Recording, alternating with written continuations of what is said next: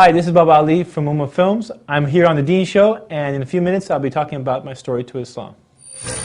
Bismillah, alhamdulillah, assalamu alaikum. Welcome to another episode of The Deen Show. Thank you for tuning in. We got some great news.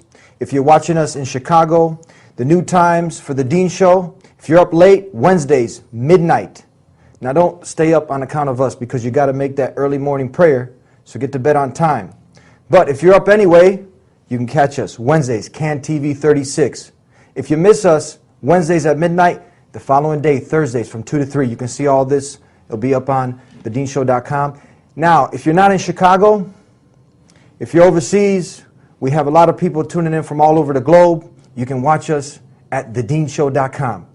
Now, my next guest, when we come back, he's going to be telling us his story, how he went from living according to his desires, which led him to doing some funny and unique things, crazy things, to the submission and to surrender to the one God. We'll be back with our next guest, Baba Ali, here on The Deen Show. You don't want to go nowhere. Allah, there's only one God and Muhammad is his messenger. Allah, la ilaha illallah. Allah, there's only one God and Jesus was his messenger. Allah, la ilaha illallah. I don't know why I did that. Maybe it's just to break the ice.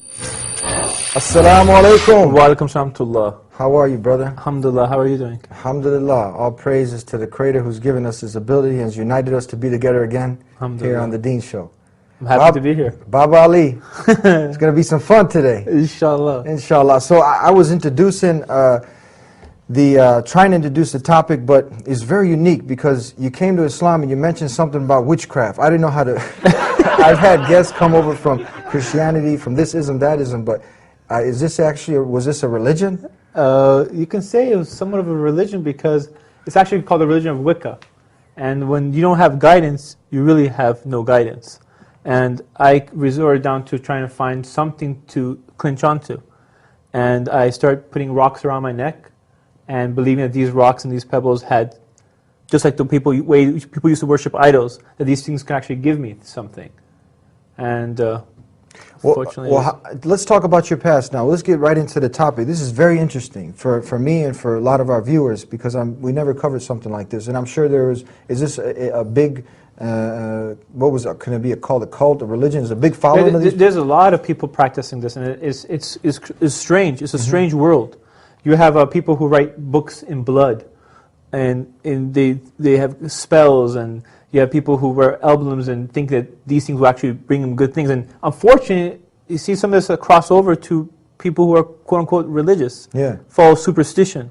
All this stuff is all nonsense, by the way. Yeah. And when I came to Islam, I finally was enlightened and saw the truth. But realized that these things have nothing. They can do nothing for you. Well, let's back it up. Tell us, how did you, now where you're obviously, usually as we're taught that everyone is born in a pure state. Yes. In a pure state that if you left that child to grow up alone, that he would grow up not worshiping the sun, the moon, or witches or whatnot, but usually this is nurtured and he gets kind of influenced by the surroundings that are around him. What were your surroundings while you were growing up? Were there witches around you, or were there people in this cult? Or what were you? Were you born into a family that was predominantly what? My family was predominantly secular, so they really didn't practice any type of religion whatsoever. Yeah. And this is why they said basically you can do whatever you want to do as long as you get good grades. Yeah. So that's like just a typical. Yeah. You know what? You want to worship rocks? Go ahead, worship rocks. As long as you get your A's. That's all we care about. Good, yeah. And unfortunately, they don't realize that these things are even more important than my education. Education is very important, but at the same time, the way your behavior, your attitude, not just this life, more importantly, the hereafter. Yeah. No one thinks about the hereafter. They always think about this dunya. They think about successes in this dunya. But the real success is in the hereafter. That doesn't mean you ignore the success in this life. But unfortunately, many parents who are secular, they don't think about giving you the guidance for the next life. Yeah. So now you're growing up and now you're a teen. At around what age did you get into this freaky stuff?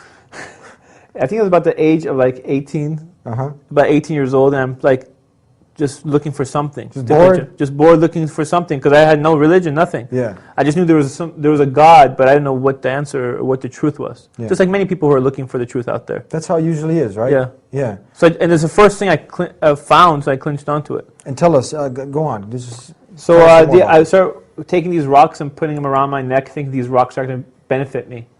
And eventually it came to a point that I realized that these rocks are the creation. And either you have a choice of worshiping either the creation or the creator. And I said, these rocks can't even save themselves. How are they going to help me? And I put those rocks down and said, I need to start looking for the truth. So, and that's where I started my quest of looking for the truth. Tell us some other ways of life that you came upon that you were, and what were the things that you were looking for, so that person who's also sincere and he's wanting to know the truth, he can kind of take a shortcut instead of taking that long way around to learn from some of your mistakes. Well, first of all, I said to myself, okay, if the Creator is unlimited, and He's all-powerful, and He's perfect, then His religion must be perfect. So let me start looking at all these different people who say, oh, our religion is the truth. Because everyone you speak to, they say, oh, this religion is the truth, and this we're sent by God, and blah, blah, blah. So I said, okay, I'll give everyone the benefit of the doubt. Let me try everything out. Let me see what's out there. Every time I came into a study of religion, every time I found a mistake, or I found an error, or I found it's been changed by man, I put it to the side. Mm-hmm. I mean, how can that be a religion from God if it has mistakes in it? Yeah. Also, I realized that, okay, if God, like for example, they say, oh, God couldn't die, or God is a statue. And then if I can break your God, then that can't be God. Yeah. So I said, okay, every time I find a mistake, I put it to the side. Eventually I came across the last religion, which was left, which was Islam. And it's interesting how I got to that point, because at the time where it came for me to look into Islam, my father got onto his heart attack, and he was in the hospital. And the doctor said he's going to need triple bypass surgery, and that surgery was unsuccessful. So they told us he's going to die. So I'm sitting at UCLA hospital, and sitting at basically my father's deathbed, and I was supposed to go to a winter camp to learn about Islam, and my mother said, don't go, stay here, because this is more important. Because your father can pass away, you can go to your little quest in the future. Yeah. And I told my parents, okay, I'll stay. And as I sat there next to my father, watching him on his quote-unquote deathbed, I realized that this can be me. Because when you go to a graveyard, they don't die when they're old. They die in all types of ages. They have infants, they have toddlers, they have teenagers, they have people my age, and they have people who are old. It's all these different, no one knows when death is going to come. Yeah. So I told myself, I can be dead. If Islam is the truth, let me go at least investigate it. Because I can die before this guy passes away. Yeah. So I told my mom, I'm changing my mind and I'm going to go. She was completely against it, and I went. And when I went there, I had zero idea what Islam is about. Yeah. Zero. Took my girlfriend to Islamic camp with me. But before that, you had investigated all the different Religions. ways of life, Buddhism and this They looked at way it, of life and that way of life, Yeah. whatever was out there. Yes. And it just, from the face of it, it just Yeah. didn't fit. I came from a science major. Yeah. When you look at the Bible, it says the earth has four corners. Yeah. Basically, this is the whole argument between the earth is flat and the earth is round. That's wrong. Yeah, yeah. It's not flat. I mean, the scientists were fighting it, and the church was throwing these people into prison. And now they've realized, oh yeah, maybe it's not flat. Well, Muslims, we knew this 1,400 years ago, that it's not flat. And when I found the scientific miracles of the Quran, that was amazing to me.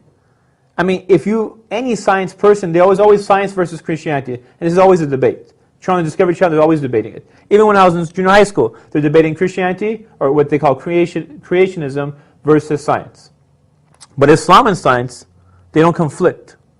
I mean, some people, yes, you come up with theories, but that's not fact. But fact, it doesn't conflict with Islam. Yeah. And that to me was amazing. And the miracles within the scientific miracles was amazing to me. So that's one of the first things that I caught my attention when I started looking into Islam in that winter camp. Now, before we go on and we talk about how finally you were overtaken or you found that this was indeed the truth, let's talk about quickly some of these other ways, because now if somebody came to you and was talking to you about God being a man, for instance, Yes. like some people today, they take you know, one of Yes. the greatest messengers of God is a man. Yes.